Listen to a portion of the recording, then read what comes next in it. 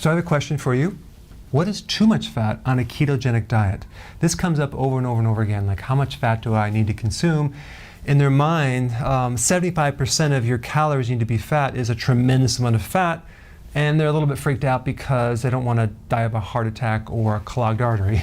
So let's just kind of cover that. So we need to create a balance of just the right amount of fat versus too much fat, okay?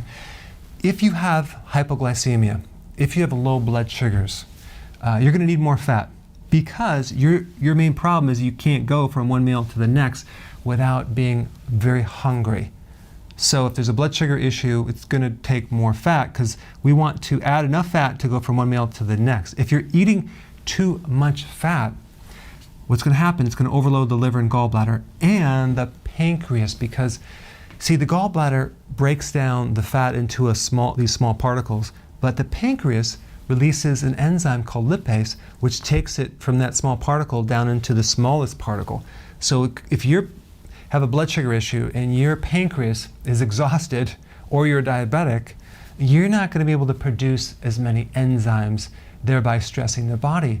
So when you have too much fat, you're going to feel more bloated, nauseous, you're going to have more full sensation over the gallbladder on the right side through here.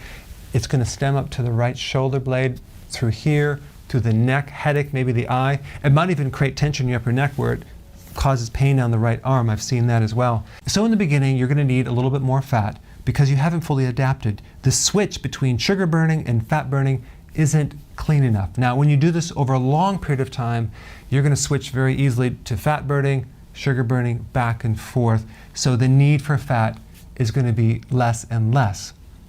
But here's the thing, if you have too much fat, the fat that you're burning that's coming out through ketones in your urine could be the dietary fat, not necessarily your own fat.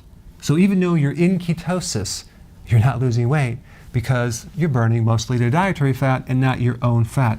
But if you keep doing it and you keep adjusting the fat to the sweet spot where you can go from one meal to the next comfortably and not overdo it with the fats, you'll start tapping into the fat on your body, and this dietary fat won't be an issue. It won't interfere with your ability to really get into a full ketosis where you're burning off your fat. And one last mistake that a lot of people make when they start ketosis is they don't do intermittent fasting. They will have this idea they can have unlimited fat, so they make these little cookies out of the fat, they're called keto bombs, and they're just pigging out on these things in between the meals, at night, and they're wondering, it's not working, I'm not losing weight. So that's just because the fat they're burning is the dietary fat, not their own fat. So you want to combine intermittent fasting with the ketosis, not go crazy with the fats, but have enough to get you from one meal to the next. And if you have blood sugars, you can eat a little bit more, but as you do this over time, it'll be easier and you can cut down on some of the fats and you'll feel comfortable and you won't be hungry and you'll lose weight. All right? Thanks for watching.